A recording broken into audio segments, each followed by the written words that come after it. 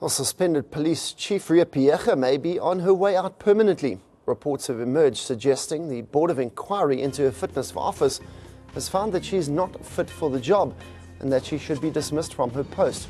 Reports say the inquiry found she failed to disclose that there were 2 crime scenes at which the 34 mine workers were gunned down in August 2012. Phiyega is also accused of misleading the Marikana Commission by hiding a decision to implement a tactical option. Former police spokesperson Brigadier Lindela Mashiko testified that he was forced to make changes to the police statement issued after the massacre. The inquiry, headed by Judge Cornelius Claassen, is also said to have found that Phiyega lied to the Commission of Inquiry, headed by retired Judge Ian Farlam. Now, over 40 people were killed during the August 2012 clashes at Lonmin's platinum mine while protesting for higher wages. According to a weekend newspaper, the Board of Inquiry finalised its report on the 13th of November, but has not yet handed it to the President. Political reactions have started pouring in on the development.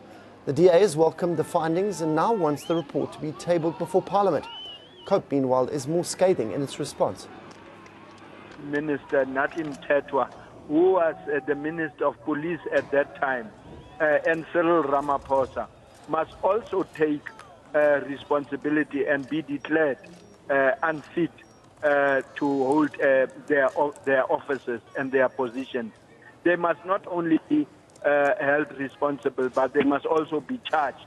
It will be unfair to put all the blame on Ria Phiyega's shoulders. Minister Natim Tetwa knows very well who was involved at that time because he was the Minister of Police. We are not saying Ria Phiyega is not guilty or is not responsible. We are saying she can't be held responsible alone. Insofar as the point is that Ria Phiyega is not the sole person who must be held accountable for the process leading up to the Marikana massacre, I would agree with that. Then Mining Minister Susan Shabangu, the then Police Minister Natim Tetwa, as well as Deputy President Cyril Ramaphosa. But then also within the police service itself, there were various individuals within the management ranks of the SAP. Ria Phiyega had a unique role in the fact that she is not an experienced career police officer. So she did not have the adequate knowledge and lens on policing operations.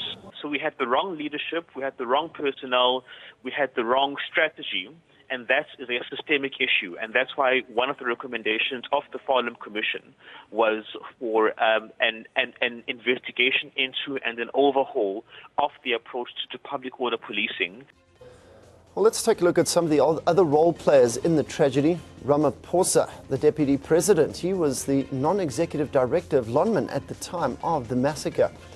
He had sent an email calling for competent action on the eve of the Marikana shooting.